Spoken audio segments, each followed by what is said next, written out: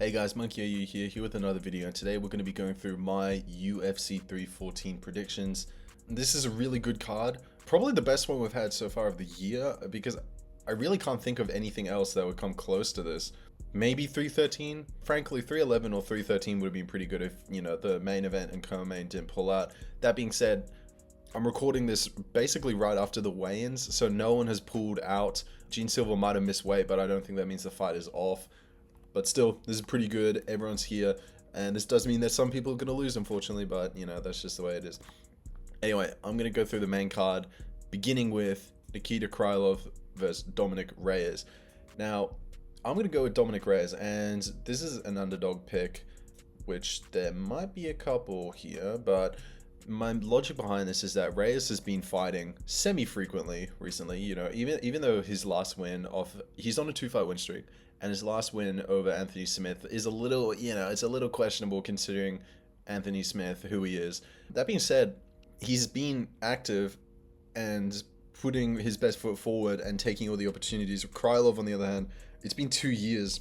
And another point I just want to add is that Reyes, in my opinion, goes toe-to-toe with far more lethal competition than who Krylov does. Because even though Krylov went to a decision with Ankalaev, and he's fought, if you go to a decision with Ankalaev, that's kind of impressive, but at the same time, Rakic did the same thing, right? Rakic won a round against Ankalaev. But that being said, Reyes, he's been fighting the best of the best. He fought John Jones, should have won, I don't know. Apparently he was actually doing pretty well against Yuri until he was knocked out. And, against Blachowicz, he had some success. Against Krylov, I don't know. I've just got a feeling that I think Dominic Reyes knows that he needs to get this win. And from what I've heard, Krylov seems to be a really unorthodox striker. And who's to say that that energy is going to persist after 2 years out of the ring, Especially against a guy like Reyes who knows how much is at stake. So that being said, I don't really, I'm being honest, I don't really know much about Krylov to make a call. But I just think Reyes has the momentum behind him. So I'm going to go with him by decision. Now, fourth fight, Yair Rodriguez versus Patricio Pitbull. And again, I'm going to go with Yair by decision. And I think this is going to play out pretty similarly to the Yair Rodriguez-Josh Emmett fight. Because from what I understand, Pitbull seems to be this guy who just is a little slow and basically has one or two pretty lethal combinations. But beyond that, if you can keep him at range, you should be good. And Yair is able to dismantle guys like that. I mean, he did the exact same thing to Josh Emmett, except he was rocked at one point. It's possible he could get rocked, but you also got to consider the competition. This is going to be a common theme throughout this whole prediction video, is the level of competition these guys are facing. Because when you have someone like Yair, he's going toe-to-toe with Holloway. He's winning rounds against Volkanovski. He's beating up Ortega ruthlessly. He's submitting Josh Emmett. Pitbull, he knocked out Chandler back in the day, good on him, but apparently he either lost or he had a really competitive fight with Anthony Pettis' brother, who apparently is a former flyweight. So put this into perspective. Imagine if Dustin Poirier was losing to Merab on the feet, you know what I mean? Or no, imagine if Dan Hooker lost to Merab on the feet. That's the kind of analogy I'm trying to make. That just should not be happening, If you're a featherweight, you can't be losing to flyweights.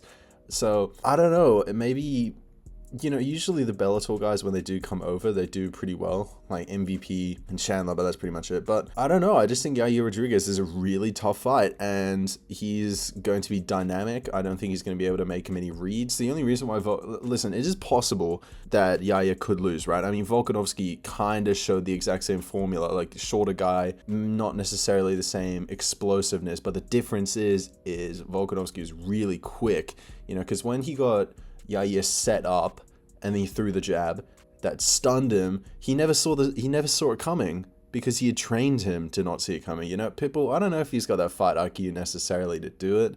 I mean, he could, but I don't know. I'm just going to be confident. I'm going to go with Yair Rodriguez by a decision.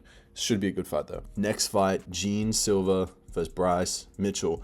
Now, this one is really tricky because here's the thing with this fight is that there's two really logical arguments that can go either way. And here's the logic. You could make the comparison of Gene Silva to Peyton Talbot, because if you think about it, both of these guys were predominant strikers who were just knocking people out left and right.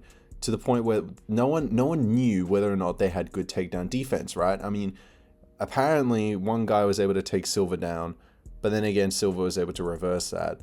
And with Talbot, he was never really tested that much until he came across a veteran who made easy work with him and 30-27 him, right? That being said, I just think when it comes to Bryce Mitchell, like, the wrestling's going to be there, believe me. But the problem is, we can look at the Topuria fight for reference on how this might go. And in that fight against Topuria, Bryce was meeting him on the feet, but, you know, it was going well until it wasn't, you know what I mean? Because until when he got hit by Topuria, who in theory is kind of similar to Silva in that they're just shorter guys who are carrying insane power behind him. Topuria could have knocked him out, right? But he chose not to, because once he got the knockdown, he then subbed him to prove a point, right? He could have easily ground and pounded him. And Silva, assuming he doesn't do any showboating, which I don't think he will, because he seems pretty pissed. Both guys seem pretty pissed. If he just knocks Bryce Mitchell down, no showboating, and then just goes down and elbows him into oblivion, like, that's it, you know? And it only takes one punch. So with Silva, all it takes is one silver bullet. It just takes one punch. But with Mitchell, I don't think he's going to be knocking out Silva. It's possible he could sub him, right? If he can survive round one, maybe get Silva a little tired, maybe make him a little wary of the takedowns, and then, you know, mix it up again, then start throwing punches and then take him down. Who knows? Maybe he could take the back, get the sub. Or he could even just flat out fraud check him the same way that Talbot was, right? Because again, everyone thought he was great because he was knocking people out, but they never checked him against a really good wrestler. And the second he did encounter him, he was awful, right? And then he got totally embarrassed. I don't think Silva's quite like that because, I don't know, the guys he's training with, like Fighting Nerds, he got the likes of Caio Baralho in there. So I don't think these guys are all strikers. I think they're pretty well versed across the board, but you never know. Yeah, I just think that, listen, it wouldn't surprise me if Bryce... No, who am I kidding? It would surprise me if Bryce could get the win via sub or a decision, but I don't think he's knocking him out, and I think Gene Silva is far more likely to knock out Mitchell because, let's be honest, we've seen it happen before. It's possible. We've seen it twice. I mean, not like... We're all discounting the Josh Emmett knockout, right? I mean, there's that. Then this is the Topuria knockdown, so it's definitely doable. And if the whole thing is whether or not he can do it, and it's been shown that Mitchell can be knocked out twice, then I don't know. I think Silva is going to knock him out, but here's hoping. Will be a good fight though, nonetheless. Co-main events: Michael Chandler and v Paddy Pimblett. I have a lot to say on this one because it blows my mind that Michael Chandler is a reasonable underdog against Paddy Pimblett. Like, I do not understand how this has happened.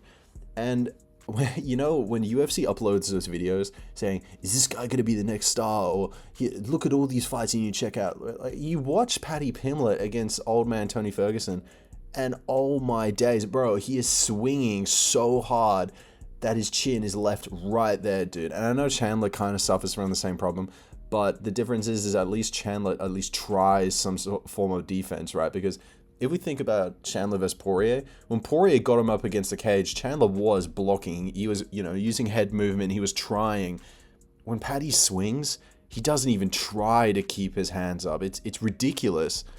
It's crazy. And the fact that he hasn't been knocked out already is pretty surprising. But again, levels of competition. Let's be real. Who has Paddy faced, right? His best win is King Green, Bobby Green, and we're seeing that perhaps that's not aging that well, considering that Rufy did him in the same way, right? Before that, it was Tony, and even though Tony got dropped, if Tony was like, you know, 5 years younger, he would have made easy work of him, especially in round 3. There was this moment where he had the DAS ready. It was just a matter of if he could spin around to the front and then secure it, but, you know, he was just too old. He couldn't do it. And because of that, Paddy was able to escape. Another point with round 3, Paddy was still getting hit up a lot. And it, like, until he reversed the position and got Tony down, he was getting hit up against the cage. And he had his mouth open. He was breathing heavily. It's just crazy because, you know, the version that Chandler fought of Tony, far better. And also, let's be honest, he's fought Oliveira twice, Poirier, he knocked out Dan Hooker, Gaethje. He's nearly knocked out every single one of his opponents. Whereas Paddy, he's going life and limb with some dudes. I mean, he arguably lost to Jordan. I can't even remember what his name is. Like, Gordon, not Jordan, Gordon Levitt or no, I don't know, whatever his name was, he arguably lost to that guy, which, you know, that's not a good look. And frankly, I just think the way Paddy wins this is that Chandler shoots a takedown, Paddy gets to get the guillotine, and he could sub him, right? But I think Chandler's going to be smart enough to just not shoot the takedown. And if Paddy shoots a takedown on Chandler, I don't think he's an Oliveira. I don't think he's going to be able to manhandle Chandler like that. And even so, I don't think he's going to be slick enough to sub him, because let's be real, if Oliveira couldn't do it over, what, 6 rounds, I seriously doubt Paddy's going to do it. Further, if it's going past round 3 and Paddy's looking gassed, Chandler's going to destroy him, because he's coming fresh off a 5-rounder where he was looking good in round 5. He doesn't slow down at all. And if there's one slip up, he's going to come swinging. And if Paddy hasn't fixed that defense, he's going to get knocked out. So that being said, it really blows my mind that somehow the odds makers have it more likely Paddy knocks out Chandler than vice versa, right? Like, how does that happen? Whatever. I just think this is coming down to the fact that people are on the hype train because Paddy made easy work of Bobby Green, which is cool because, to be fair, he kicked the legs to the point where Bobby was forced to shoot the takedown, right? Let's say Chandler, he is susceptible to getting kicked in the legs. If he keeps getting kicked over and over and over and over, I reckon he's going to be able to find a way in that once Paddy is throwing the kick, if he can lurch forward and catch him and stun him a bit, that's the beginning of the end, dude. Because then he's a bit disorientated. He no longer has the range to come in and out. Chandler gets him against the cage, going up and down with the head, high-low. Oh, yeah, the high-low combination from Chandler where he will punch the body, then go up, that is going to work wonders on Paddy Pimblett. Because if you think about it, if Paddy swings whilst Chandler's going down and he's totally exposed, the second he comes up with the other hand, it's over. Like, wrap it up. It's literally over. And it's bizarre because only few guys have actually recognized that in Chandler. Ironically enough, Tony was the only guy to really capitalize on that. In that when Chandler was going high-low, Tony hit him on the way out and knocked him down. I don't think Paddy is going to do that. I don't think his striking is that crisp. It's kind of hectic, and if he has this attitude of, you know, never say never, let's see what happens, he's going to regret it, dude. So yeah, I'm really confident Chandler by knockout, and frankly, this is going to be easy. Well, I don't want to jinx it, but this is easy money, right? Like, these odds are pretty insane if you think about it. $4 for Chandler by knockout over 25 minutes. Mate, put the house on it, bro. It's easy. Main event, Alexander Volkanovski versus Diego Lopez. Now, I'm going to go with Volkanovski by KO, and here is my reasoning. Volkanovski actually doesn't get hit that much, and I know that's a it's like, at face value, you're going to think, what are you talking about? But if you really think about it, when Volkanovski was knocked out by Topuria, that was after 1 round of Volkanovski constantly throwing that jab, and eventually he just got cornered, and against the cage he got knocked out, right? And against Islam, that was a bit of a freak incident, I'd say, because I don't know, 10 days, I mean, just look at the physique in the right photo, you know what I mean? I don't know if it's the best look necessarily. And Lopez, I don't think he's going to be doing any kind of like Islam head kicks. I think Lopez, he's an explosive starter, right? Obviously, but as we saw against Ige, round 3, not so good, and especially round 4, or round 5, dude, who knows? Another thing, I don't think Lopez's wrestling is as good as Volkanovski's, but his jiu-jitsu is. So that is a legitimate threat, because if Volkanovski does take him down, which I think is highly likely in the later rounds after he weathers the storm and gets him a bit tired, he is going to have to be careful to not accidentally throw himself in a triangle when he's going for the ground and pound, right? But I trust him Volk enough to not do that, because when he's been training with, you know, specific guys, making sure this doesn't happen. Aljamain for the wrestling, you know, Craig Jones for the jiu-jitsu. He's been training for these specific scenarios so that when they do arise, which they probably will, he's not going to be fish out of water, you know. Lopez, on the other hand, I think Lopez, if he doesn't knock out Volk within the first 2 rounds, I think 90% Volk will win after that. But before that, that's going to be a really nail-biting 10 minutes. Another thing we have to consider is I just think that Volkanovski's mindset behind this is looking really good. Like, he's taking no chances.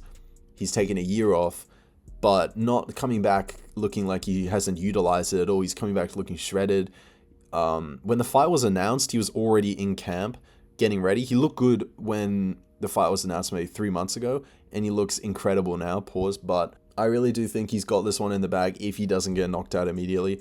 And frankly, I don't think his chin is compromised. I really do just think that he was hit by Topuria, who is clearly one of the hardest hitting guys in the sport. And against Islam, you know, like 10 days off the couch drinking beers, come on. It's not quite the same, you know what I mean? Especially at a weight class higher when you can afford to be a little pudgy. I really just don't think it's the same. And I think he's going to get it done this time around. And then we're going to have a 2-time Australian champ, you know? And here's the thing. If Diego does get it done, then the featherweight division is in good hands anyway, because then we've got the Mosvar rematch, which that would be really entertaining, you know, because I wouldn't know who to pick. If Lopez goes out here and does a clinical performance against the likes of Volkanovski, that's going to give a compelling argument to pick him against Mosvar, you know, assuming he can subdue the wrestling, which he managed to do pretty well the first time around on short notice. So who knows? So yeah, that about does it, guys. Those are my UFC 314 predictions. Make sure to leave a like, leave a comment. Tell me what you guys think of these predictions. What other fights do you think should be made after the fights? Like, you know, who the winners and losers should go up against. And yeah, I'll see you guys in the next video.